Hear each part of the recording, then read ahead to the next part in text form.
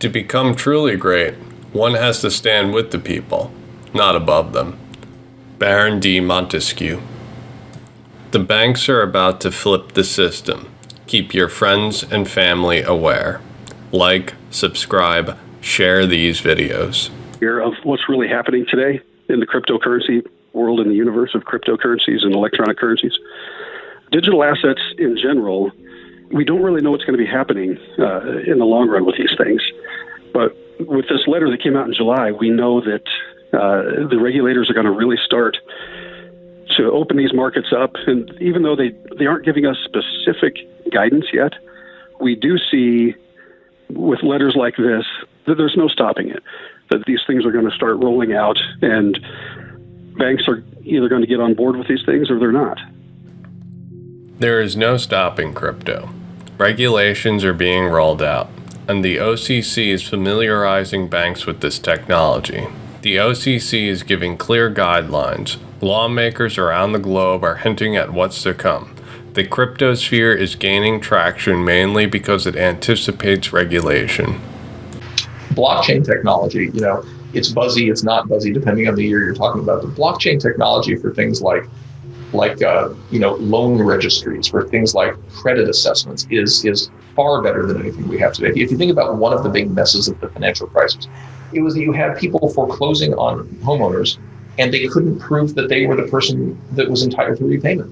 This is what they called the show me the note defense. And when it came time to prove that you were the note holder, you'd go to your warehouse and you'd find that the note had been lost. Or you'd find that the electronic system that they used to use to record mortgages had a fat finger error, and so no one could tell.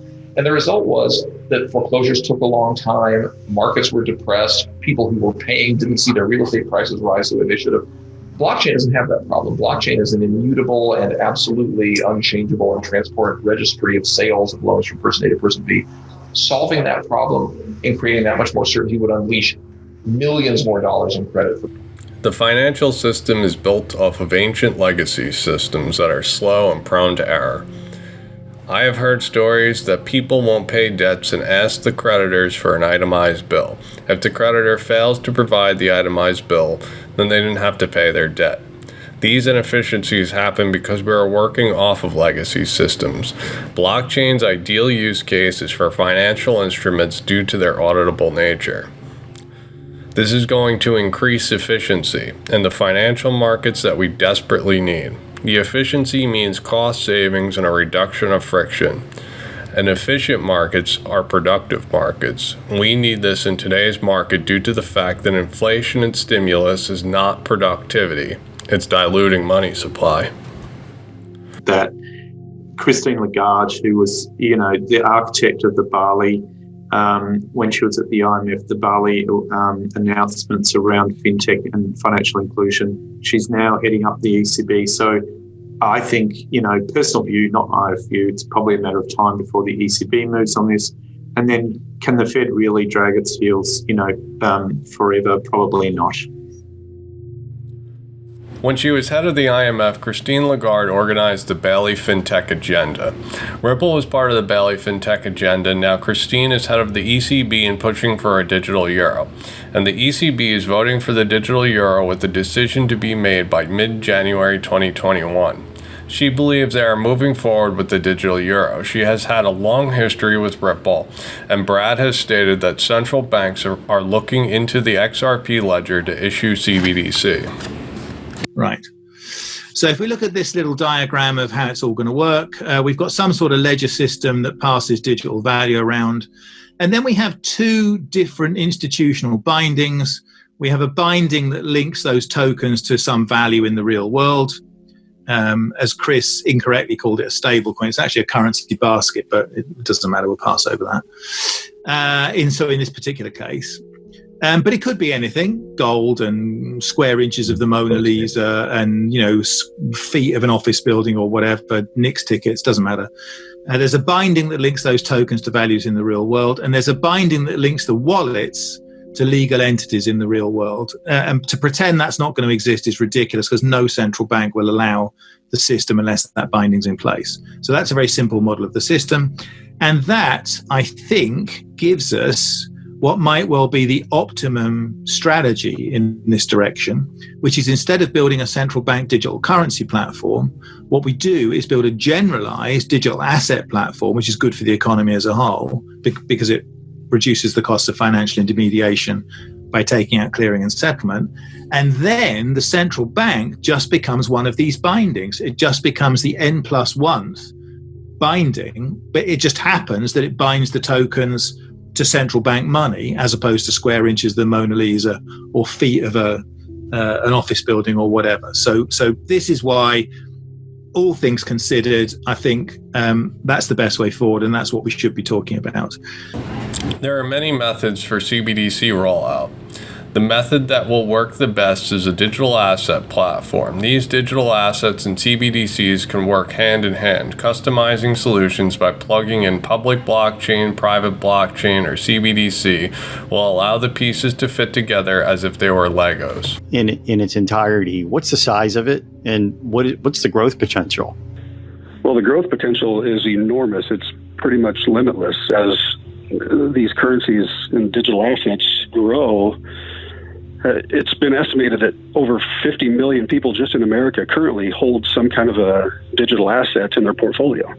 Crypto investors are taking the risk because we are in crypto in the very early stages. Since we are bearing the larger part of the risk, the reward will be proportioned to the risk we take. Crypto is making a name for itself. Its growth is limitless. Understand that where we are as of today, the majority of institutional development has not even begun. We crypto investors were here with packed bags before they even decided to test it or cement legal regulations. As we move forward, this space continues to grow and become regulated. The monetary rewards will be leveraged in our favor. I'll tell you what we're waiting for. We have in this country, like in every country, something that the behavioral scientists call status quo bias. Status quo bias is a cognitive error that the brain makes where we believe that the status quo is the risk-free situation, and any deviation from the status quo is risky. That's the way the human brain thinks. It makes us fail to understand that the status quo is also risky. We don't appreciate that. So it's sort of like people think if they keep their money under the mattress, it's safe, but if they invest it in a mutual fund, it's at risk. And yet we all know that because of inflation, it's risky under the mattress too, but we don't see it that way. So we need to get over ourselves a little bit on this and start looking with a clearer eye at what's really going on. The status quo is the risk. The legacy systems have tremendous amount of waste, and we need efficiency. We need the most for our money. The costs need to be lower for everyone to participate in the economies of the world. And we have all the world participating, including the unbanked. We can develop and evolve. The efficiencies that these technologies have to offer is our chance to survive these crises. The status quo is going to lead us to more wealth, inequalities, and more inflation to a point where the citizens of the world won't trust their governments. And that is something that the governments don't want. As Brian just said, if you keep your money under your mattress, you're losing, and you can't possibly keep up with the rate of inflation.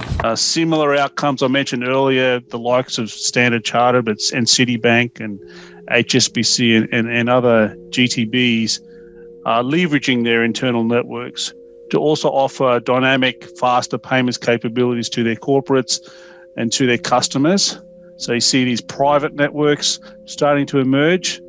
And we are supporting many of our customers with that kind of private network, let's say. So they will rely less on SWIFT and rely more on the reach of their own operations to facilitate their payments capabilities. And that's a very interesting thing. It's obviously going to be much cheaper for banks, for the GTBs to do that. And some are already doing it, and some are in the process of doing that. The banks were developing these technology using permission-based blockchain. This creates walled garden, requiring permission to transact. These walled gardens don't efficiently speak to each other and can lead to excessive fees or restrictions on how to use and spend money. A decentralized blockchain limits centralized control and assures that interoperability between centralized and decentralized systems. This leads to the establishment of an interoperability protocol. providing guidelines for banks to swap assets. This is where public blockchains come into play. Networks exchanging value securely and efficiently is what RippleNet or Stellar offers. Banks will install this software and communicate directly versus going through the centralized SWIFT network or the Bank of International Settlements. Yeah, it is a risk, and therefore we need to encourage the official sector to swap out legacy regulation for better, smarter regulation, not just add kind of new regs to old regs. We also need to discourage countries from gold plating. If there's a set of global standards, we don't really want every country to have its individual add-ons, which then are quite incompatible, or at least hard for globally active players to kind of comply. OECD is paving the way for tax regulation. Organization for Economic Cooperation and Development is simply a cooperative of 37 member countries founded in 1961 to stimulate economic progress and world trade. OECD delivers their guidance to the G20, and the G20 will recommend these guidelines to all the G20 members. The global stablecoin is the impetus for all nations to get their regulations in order. IRAs are a way for you to keep your wealth by paying a fraction of the taxes. If you believe in cryptos and precious metals, iTrustCapital is a fully regulated and secure method of investing in IRA of cryptos and metals for the long run. The link is in the description below. Be sure to check them out. But as far as the smaller banks that are there that are going to be undertaking this opportunity, I don't know if that's even applicable to the national banks that are going to be looking at these opportunities. The smaller banks, I don't know if they have the bandwidth to bring in-house all of the resources that they're going to need to start these lines of business. They may have to adapt and partner with existing companies that currently do all of the stuff that the OCC is now saying that the banks can do. The smaller banks need crypto more than any institution. HSBC, JP Morgan has the funds to develop their own walled gardens. But small banks need to utilize the technology to compete with the larger banks. The smaller banks, like the community banks, are essential to domestic economies. Small businesses and medium businesses both are vital to GDP in domestic economies, and they are the foundation for larger companies to flourish. The smaller banks are the banks that are able to make the riskier loans to small businessmen to create jobs and new products. The richer the nation is, the more goods and services that nation can contribute to the global marketplace. The smaller banks can leverage the technology the private sector has built. We're really focused on ways that let mortgage companies make money, bringing more people into homeownership. Philanthropy is good. We should always have that. You and I both donate to causes that we care about.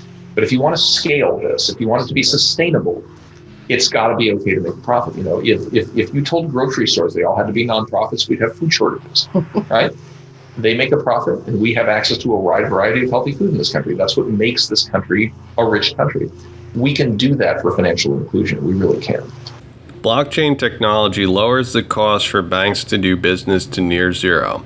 When banks are able to reduce their costs, everything that uses a bank benefits. Businesses, trade, nations, everyone. The less friction, the cheaper the fees are, the more these services will be utilized. Imagine if title fees were reduced drastically. What would that do for the housing market? What would that do for other markets? Imagine buying a house instantly with lower fees and not waiting for the title companies to take weeks on end to close the sale. I used to buy and sell land, and there were landowners paying HOA dues and taxes on land they couldn't sell because the titles were not clear. This technology fixes those problems, and the buying and selling of goods happens quicker, faster, and with ease. This is the foundation of economy. The foundation of all economies is buying and selling. What happens when we take all of the friction out of buying and selling? Around the fact that, this roadmap that has been proposed, which covers pretty much something for everything from digital identity, KYC utilities, standardization of regulatory frameworks and harmonization, ISO 20022 application, everything. It's an ambitious roadmap. And the key word that was used a number of times was ambitious. The G20 has a global stablecoin roadmap. The Group of 20 is 20 nations, including Russia, China, and the United States. The world superpowers meet in the Group of 20, and this roadmap is for a global stablecoin. It's a guide for all the members to update and create the regulatory framework for the evolving technology so that everyone can work together on a level playing field. Danielle just used the word ambitious, which is great. I probably would put the word daunting alongside that, because I think it is a big ask to move a lot of different countries, a lot of different participants in the market forward in the same direction. It hasn't been done before, to the best of my knowledge, outside of a kind of a political union. So, but the opportunities for transformation are significant. Artificial intelligence is another technology like blockchain that is going to change the world fundamentally. Deep brain chain, singularity net, vector space, numeri. Economist needs. Well, I'll tell you the things that I'm most excited about, but there are many. Okay, so the most revolutionary ones would be, imagine a world where artificial intelligence is fully unleashed on credit underwriting. That's the ultimate solution to the credit score problem that we've been talking about. Imagine a world where you're not reliant on credit scores. We can just turn an algorithm loose and look at everything there is about Faith Bautista, everything about it. Where does she live? Where did she go to college? What did she major in? What is her profession? What is the market economy where she lives, et cetera, et cetera. And the AI could just say, yeah, she's going to repay the loan. It doesn't matter that her credit score is at 680 now. All of those other factors tell me with great certainty she's going to repay the loan. If we had that going on, our credit underwriting would be more accurate. We would stop making loans that default, and we would make sure that we didn't deny anybody who was going to repay. When do we start this? Yeah, right? We got to start this. Here's another example. Blockchain in combination with digital assets is the next generation of our financial system. The deterioration of every government begins with the decay of the principles on which it was founded. Baron de Montesquieu. If you enjoy my work, please consider joining my Patreon. Thank you for liking and subscribing. Please remember to hit the bell.